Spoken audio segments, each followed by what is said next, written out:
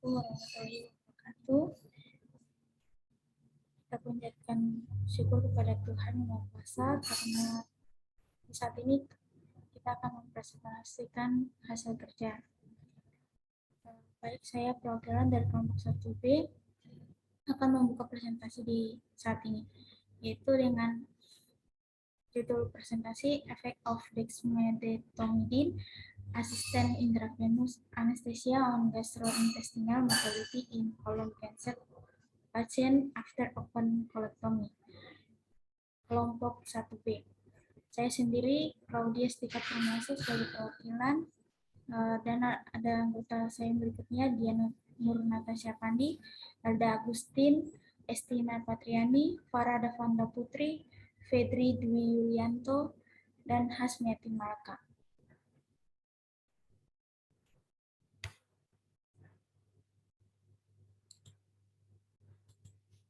Pendahuluan. Kanker usus besar atau kolon kanker merupakan keganasan saluran pencernaan yang sering terjadi di persimpangan rektum dan kolon sigmoid. Kolektomi terbuka, pengobatan yang disukai saat ini, dapat secara radikal membersihkan dan mengaksesi tumor, menghasilkan kemanjuran klinis yang pasti. Namun, terdapat perubahan motilitas gastrointestinal pada beberapa pasien karena trauma bedah dan anestesi intravena intraoperatif yang menghambat motilitas gastrointestinal pasca operasi, sehingga pada kasus yang parah mempengaruhi fungsi pernapasan dan peredaran darah pasien, sehingga berdampak negatif pada pemulihan pasca operasi. Selanjutnya akan dibacakan oleh anggota saya, yaitu Dian. Waktu dan tempat dipersilakan. Dexmedetomidine adalah agonis reseptor 2 adrenergik selektif baru yang ditandai dengan aktivitas intrinsik yang tinggi dan waktu paruh yang pendek. Obat ini dapat menghambat pelepasan katekolamin dan rangsangan saraf simpatik di sistem saraf simpatik pusat tanpa depresi pernapasan. Oleh karena itu, telah banyak digunakan untuk sedasi selama anestesi atau ventilasi mekanis. Selanjutnya akan dibacakan oleh Elda. Metode penelitian. Para pasien dalam kelompok kontrol menerima anestesi intravena dan instalasi gabungan secara rutin atau combined intravenous inhalation anesthesia atau CIIA. Di bawah pemantauan elektrokardiograf rutin, akses intravena ditetapkan. Midazolam 0,3 mg atau kilogram, fentanyl pada 3 mikrogram atau kilogram, injeksi propofol 1,5 mg atau kilogram, dan cisatracurium basilet pada 0,6 mg atau kilogram digunakan untuk infus terkontrol target intravena untuk menginduksi anestesi sampai relaksasi otot, diikuti dengan intubasi trakeal. Selanjutnya akan dibacakan oleh Stina.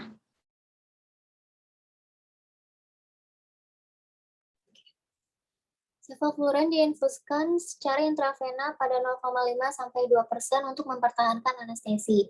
Injeksi propofol diinfuskan pada 0,7 mikrogram atau per kilogram per menit dengan tambahan 1,5 mikrogram setiap 30 menit. Dan cisatracurium basilet juga ditambahkan pada 0,3 miligram per kilogram setiap 30 menit sampai 20 menit sebelum akhir operasi.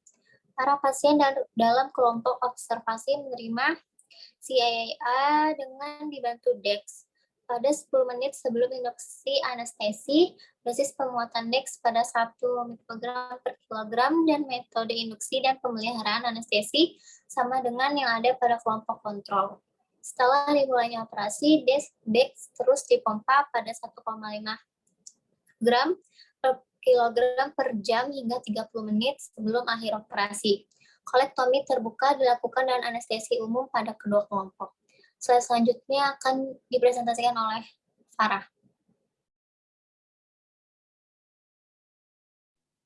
Hasil dari penelitian itu didapatkan yang pertama, perbandingan perubahan HR, SBP, DBP, dan MAP antara kedua kelompok pada titik waktu yang berbeda. Pada T atau titik waktu, HR, SBP, DBP, dan tingkat MAP tidak memiliki perbedaan yang signifikan secara statistik antara kedua kelompok. Pada T1 sampai T3, HR, SBP, DBP, dan tingkat MAP lebih rendah pada kedua kelompok dibandingkan pada titik waktu, dan mereka juga lebih rendah pada kelompok observasi dibandingkan pada kelompok kontrol.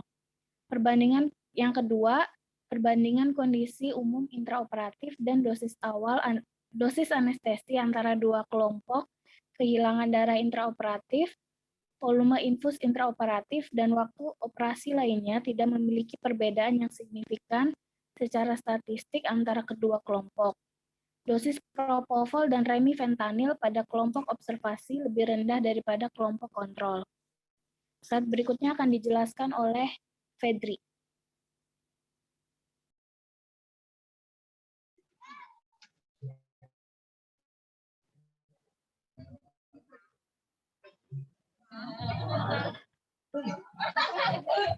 Tiga, perbandingan indeks fungsi gastrointestinal antara kedua kelompok sebelum dan setelah operasi tidak ada perbedaan signifikan secara statistik yang ditemukan pada kadar gas, MTL, dan CCK antara kedua kelompok sebelum operasi. Setelah operasi, kadar gas dan MTL meningkat, sedangkan kadar CCK menurun pada kedua kelompok dibandingkan sebelum operasi. Setelah operasi, kelompok observasi memiliki tingkat gas dan MTL yang jauh lebih tinggi. Terdapat tingkat CC secara signifikan lebih rendah daripada kelompok kontrol. 4. Perbandingan pemulihan fungsi gastrointestinal pasca operasi antara kedua kelompok pada kelompok observasi waktu buang air besar pertama pasca operasi, waktu buang air besar pertama, waktu ambulasi pertama, dan waktu makan pertama semuanya lebih awal daripada kelompok kontrol. Selanjutnya akan disemiatin. Kelima, perbandingan insiden komplikasi gastrointestinal antara kedua kelompok. Pada kelompok observasi terdapat 2 kasus perut kembung, 1 kasus sakit perut, dan 2 kasus mual setelah operasi. Pada kelompok kontrol didapatkan 4 kasus distensi abdomen, 1 kasus nyeri perut, 3 kasus mual, dan 2 kasus obstruksi usus setelah operasi. Terlihat bahwa angka kejadian komplikasi gastrointestinal pada kelompok observasi 7,04% lebih rendah dibandingkan pada kelompok kontrol 19,61%. 2 sama dengan 4.346, P lebih kecil dari 0,05. Kesimpulan, anestesi intravena dengan bantuan DEX dapat memfasilitasi pemulihan motilitas gastrointestinal, menstabilkan tingkat indeks hemodinamik, dan mengatur kadar hormon gastrointestinal pada pasien dengan CC setelah kolektomi terbuka dengan keamanan tinggi. Itulah tadi presentasi kami. Lebih dan kurangnya mohon dimaafkan. Assalamualaikum warahmatullahi wabarakatuh.